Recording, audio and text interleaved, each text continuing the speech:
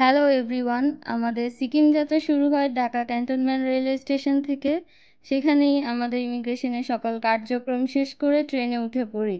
রাত 9:50 আমাদের train new জলপাইগুড়ির উদ্দেশ্যে যাত্রা শুরু করে এবং সকাল 10:30 এনজিপি পৌঁছাই। যদিও ট্রেন সকাল 7:30টায় আসার কথা ছিল। এনজিপি থেকে ইন্ডিয়ার ইমিগ্রেশন শেষ করে আমরা সোজা চলে যাই এসএনটিতে। তারপর এসএনটি থেকে গাড়ি নিয়ে দুপুর 2:30 আমরা গ্যাংটকের উদ্দেশ্যে যাত্রা শুরু।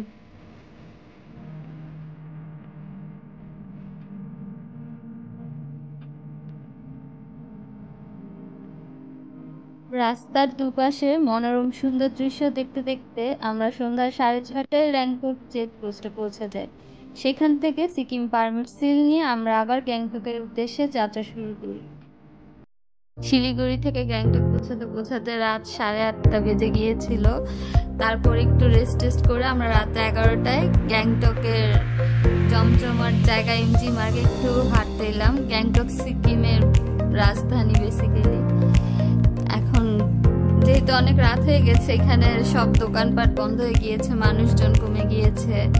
সন্ধ্যায় অনেক জমজমাট থাকে এই জায়গা। তখন রাস্তার দুই পাশে অনেক সুসজ্জিত সব রেস্টুরেন্ট, হোটেল, সোভিনারিস জিনিসপত্র পাওয়া যায় এইসব জায়গায়। চলুন এমজি মার্গটা হেঁটে হেঁটে পুরোটা